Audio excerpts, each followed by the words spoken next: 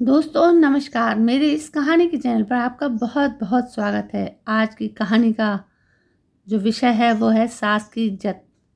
दोस्तों कहानी बहुत दिल को छूने वाली है, तो ज़रा ध्यान से सुनिएगा।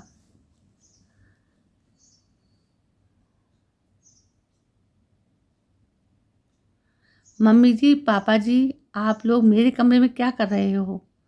मैं घर से बाहर क्या गई, आप दोनों की इतनी हिम्मत कि आप दोनों मेरे कमरे में आकर बैठ गए।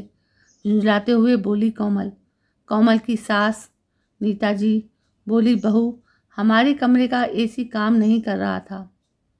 तुम्हारे पापा जी को बहुत बेचैनी और घबराहट महसूस हो रही थी, इसलिए हम तुम्हारे कमरे में आकर बैठ गए। तुम घर में थी नहीं, वरना तुमसे पूछकर ही तुम्हारे कमरे में आते। कोमल ने तुरंत एसी का रिमोट लिया और एसी बंद करते हुए बोली, गांव में कभी देखा भी नहीं होगा आप दोनों ने एसी, और यहाँ बेटे के पैसे लुटाए जा रहे हो। बिजली का भी बिल आता है मम्मी जी, पापा जी, जो कि आपका बेटा भरता है। आप लोगों को क्या काम है?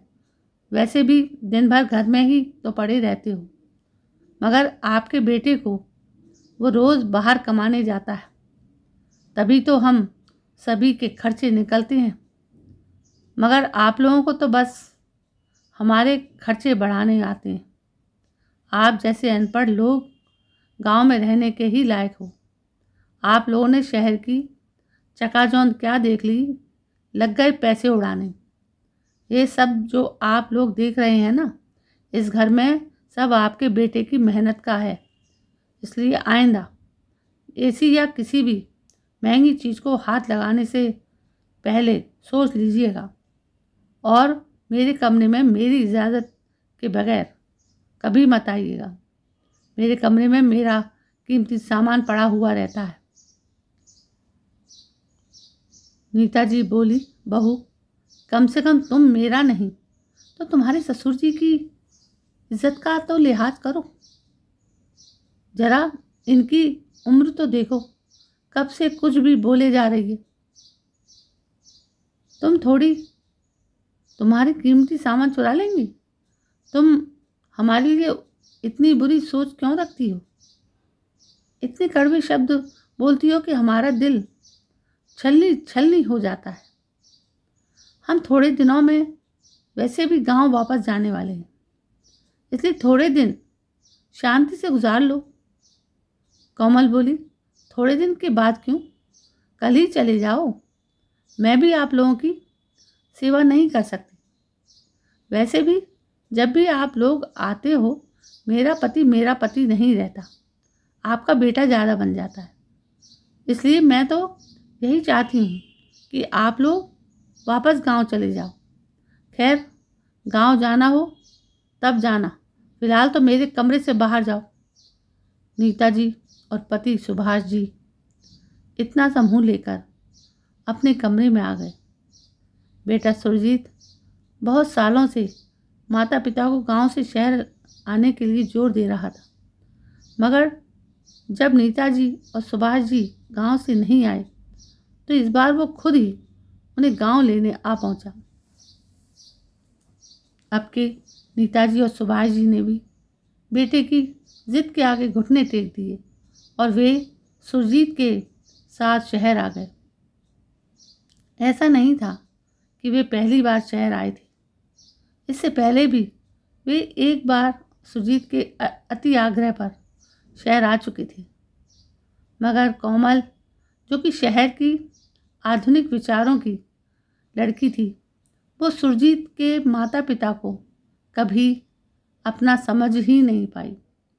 उसे लगने लगा था कि सुरजीत के माता पिता के गांव से आने के बाद उसकी सारी आज़ादी उससे छीन गई हो, और ना उसे पहले की तरह बाहर घूमने मिलता, ना आए दिन घर में सहेलियों को बुलाने मिलता। 2 वक्त का खाना भी घर में ही बनाना पड़ता, क्योंकि सुरजीत कहता कि उसके मम्मी पापा को बाहर का खाना नहीं पसंद। सुरजीत बाहर घूमने का नाम भी लेता तो उसके माता पिता को भी साथ ले जाता। उसका माता पिता के प्रति यह प्यार कोमल को बिल्कुल बर्दाश्त नहीं होता था। सुरजीत अपने माता पिता की बहुत इज्जत करता था, जिसे देख कोमल को बहुत जलन महसूस होती थी। सुरजीत अपनी माँ से अपने मनपसंद पकवान बनवाता और अपनी माँ की खूब तारीफ करता, जिसे देख कोमल जल भुन जाती और उसे अपनी ही सास दुश्मन लगने लगती, क्योंकि वो भली भांति जान चुकी थी कि सुरजीत अपने माता पिता के बहुत प्यार करता है। कोमल घर में सुरजीत के सामने तो अच्छी से रहती, मगर सुरजीत के ऑफिस जाते ही उस सुरजीत के माता पिता से दुर्व्यवहार करने लगती। इसलिए सुरजीत के माता पिता ने गांव में ही रहना उचित समझा था। सुरजीत बचपन से पढ़ने में बहुत होशियार था, इसलिए उसे पढ़ने के लिए माता पिता ने शहर भेजा था। पढ़ाई पूरी होते ही सुरजीत की शहर में ही नौकरी लग गई थी और शहर में रहने लगा था। कोमल भी सुरजीत की अपनी ही पसंद थी। सुरजीत ने शहर में बड़ा मकान ले लिया था, जिसमें सारी सुख सुविधाएं थी। बड़ी गाड़ी ले ली थी और वो चाहता था कि उसके माता पिता भी हमेशा अब उसके साथ ही रहें। माता पिता का यूँ गांव में अकेले रहना सुरजीत को बहुत खलता था। वो कहता था, जब यहाँ हम सभी साथ रह सकते हैं तो आप दोनों गांव में क्यों रहते हो। कोमल को अपने पति के पैसों पर बहुत घमंड था और कोमल खुद भी बहुत संपन्न परिवार की बेटी थी, जहाँ उसने किसी चीज़ की कमी नहीं देखी थी।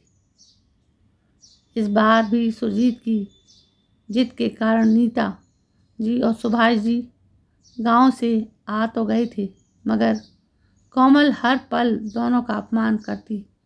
वो यही चाहती थी कि दोनों वापस गांव चले जाएं। नीता जी और सुभाष जी बेटे सुरजीत को बहू की हरकतें बताकर पति पत्नी में क्लेश उत्पन्न नहीं करवाना चाहते थे, क्योंकि दोनों जानते थे कि सुरजीत को जब पता चलेगा कि बहू घर में दोनों का अपमान करती है तो सुरजीत का दिल टूट जाएगा। सुरजीत तो हमेशा दोनों को अपने पास ही रखना चाहता था, मगर कोमल उसे तो सास ससुर फूटी आंख नहीं सुहाते थे। एक दिन सुरजीत अपने कमरे में तैयार हो रहा था तो उसे कोमल की आवाज़ आई। कोमल नीता जी पर चिल्ला रही थी, मम्मी जी, आप गांव के लोगों को जब समझ नहीं होती है तो काम क्यों करने चाहते हो। आपको मशीन में कपड़े लगाने किसने कहा था। आपको हैंड वॉश की बोतल और कपड़े धोने वाले लिक्विड की बोतल में फ़र्क नहीं समझ में आता क्या। तो आपने मशीन में हैंड वॉश की बोतल में से लिक्विड डाल दिया। मैंने कितनी बार कहा है कि हमारे घर की महंगी महंगी चीज़ों को हाथ मत लगाइए। सुरजीत ने जब कोमल का अपनी माँ के प्रति यह बर्ताव देखा तो उसे सहन नहीं हुआ और वो गुस्से में बोला, कोमल, ये तुम किस तरह से बात कर रही हो मेरी माँ से। बड़ों से बात करने की तमीज़ भूल गई हो क्या। कोमल बोली, हाँ, मैं भूल गई हूँ तमीज़ बात करने की। तुम्हारे अनपढ़ माँ बाप, तुम्हें ही मुबारक हो। मैं इन दोनों को नहीं झेल सकती। सुरजीत बोला, कोमल, यह तुम कैसी बातें कर रही हो। माफ़ी मांगो मेरी माँ से। नीता जी बात को बीच में ही रोकते हुए बोली, कोई बात नहीं सुरजीत बेटा, मुझसे गलती हो गई। तू बहू को मत डांट, आगे से मैं ध्यान रखूंगी। कमल बोली, जब मैंने कोई गलती नहीं की है तो मैं क्यों माफ़ी मांगूं? सुरजीत, मैं बहुत दिनों से इन दोनों को अपने घर में बर्दाश्त कर रही हूँ, मगर अब चीज़ें मेरी बर्दाश्त से बाहर हो गई। तुम इन्हें गांव में ही क्यों नहीं रहने देती? बार बार हमारे घर क्यों बुलाते हो इन्हें? सुरजीत बोला, ये हमारा घर क्या लगा रखा है तुमने? इस घर में मेरे माता पिता का भी उतना ही अधिकार है जितना तुम्हारा, समझी? कमल बोली, फिर एक काम करो, सारी उम्र अपनी माँ के पल्लू से बंधे रहना। बोलकर कोमल गुस्से में अपने कमरे में चली जाती। सुभाष जी बेटे से बोले, बेटा तू हमारे गांव की टिकट करवा दे, हम नहीं चाहते कि हमारी वजह से तुम दोनों में क्लेश हो। सुरजीत अपने माता पिता से माफ़ी मांगते हुए बोला, कोमल की तरफ से मैं आपसे माफ़ी मांगता हूँ, मगर आप हम दोनों को छोड़कर मत जाना। सुभाष जी बोले, बेटा फिलहाल हमारा गांव जाना ही सही होगा। तुम्हारा जब मन करे तब तुम हमसे गांव मिलने आ जाया करना। सुरजीत दोनों की गांव की टिकट कर बनवा देता है और सुभाष जी और नीता जी वापस गांव आ गए। कोमल इतनी घमंडी थी कि माफ़ी मांगना तो दूर, वो कभी अपने सास ससुर से गांव में फ़ोन पर भी बात नहीं करती थी। सुरजीत को कोमल का ये व्यवहार देखकर बहुत दुख होता था। कुछ दिनों बाद सुरजीत ऑफिस में आकर बोला, कोमल थोड़ी देर में मम्मी पापा आने वाले हैं, जरा खाना तैयार रखना। कोमल बोली, क्या तुम्हारे मम्मी पापा फिर से यहाँ आ रहे हैं? लेकिन वे वापस यहाँ क्यों आ रहे हैं? पिछली बार हमारे ही घर में हम पति पत्नी का झगड़ा करवा कर उन दोनों को शांति नहीं मिली क्या, जो फिर से कलह करने आ रहे हैं? एक काम करो, तुम उन्हीं को रखो और मैं चली हमेशा के लिए अपने मायके। बोलकर कोमल बैग में अपने कपड़े रखने लगी। थोड़ी देर में डोरबेल बजी। कोमल ने दरवाज़ा खोला तो देखा सामने उसकी मम्मी खड़ी हैं और पापा सूटकेस लिए हुए खड़े हैं। कोमल बोली, मम्मी पापा आप लोग अचानक यहाँ? कोमल की मम्मी जी बोली, हाँ बेटा, तेरे भाई भाभी ने हम दोनों को घर से निकाल दिया है। हम दोनों तो वृद्धाश्रम जा रहे थे, मगर दामाद जी को जब पता चला तो उन्होंने हमें रोक लिया और कहने लगे, मेरे होते हुए आप लोगों को वृद्धाश्रम जाने की कोई ज़रूरत नहीं है। आप लोग मेरे घर में मेरे साथ रहेंगे। बेटा तेरी भाभी आए दिन हम दोनों से लड़ाइयाँ करती थी और तेरा भाई भी उसी का साथ देता था। आखिरकार दोनों ने हमें घर से निकाल ही दिया। तेरे भाई भाभी हमें बहुत ताने देते थे, फिर भी हम उनका उल्टा जवाब नहीं देते थे। दरअसल वे लोग हमारे साथ रहना ही नहीं चाहते थे। उन दोनों को आज़ादी चाहिए थी। हमने तो उन्हें किसी चीज़ के लिए कभी रोका टोका नहीं, मगर फिर भी हम बूढ़े उनकी आंखों में खटकते थे।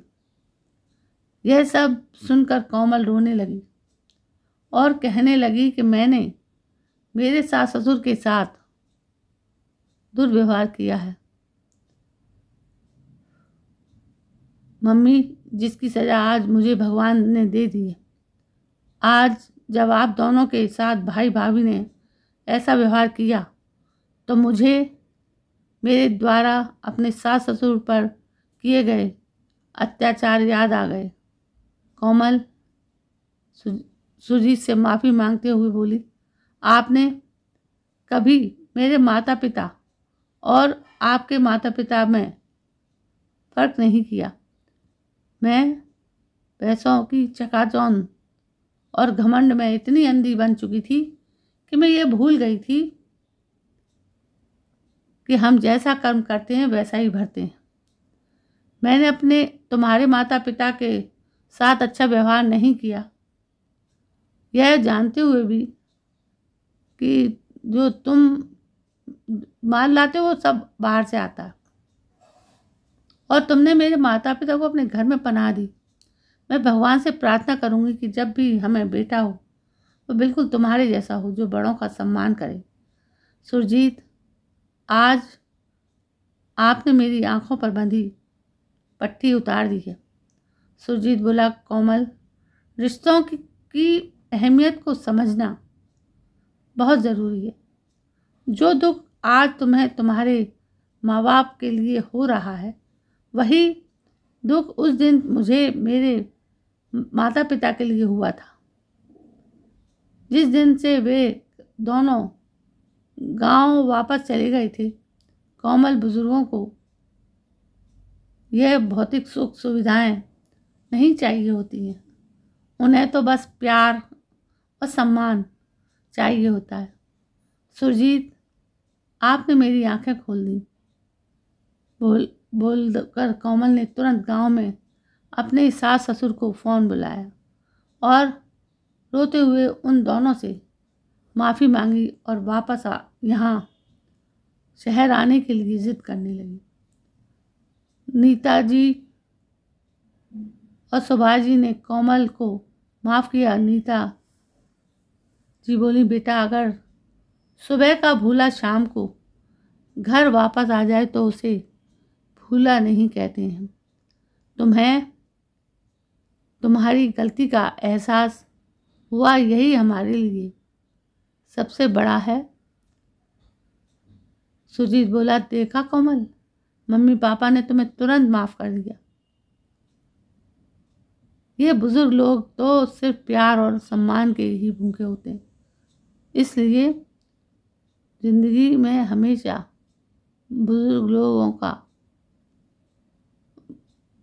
बुजुर्गों की इज्जत करो। क्या पता वे लोग कब तक हमारे साथ हैं। हमारे घर के बुजुर्ग हमारे घर का वो पेड़ हैं जिनकी छत्र छाया में हम सुरक्षित हैं। जिस दिन वो पेड़ टूट जाता है, हम भी असुरक्षित महसूस करते हैं। इसलिए हो सके तो बुजुर्गों को और प्यार और सम्मान दें, ताकि वो भी अपने शेष रहे दिन हंसकर बिता सकें। बुजुर्गों के आशीर्वाद से ही घर में बरकत आती है। इसलिए हो सके तो उनका दिल कभी ना दुखाएं। कहते कड़वे वचन बोलकर उनका तिरस्कार ना करें। उन्हें वो बस अपनों का साथ चाहिए होता है। वो तो बस अपनों का साथ चाहिए होता है। दोस्तों, कैसी लगी आपको ये पारिवारिक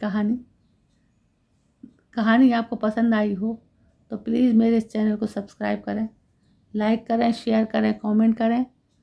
कल मैं फिर हाजिर होती हूँ एक नई कहानी के साथ। तब तक के लिए जय हिंद, वंदे मातरम।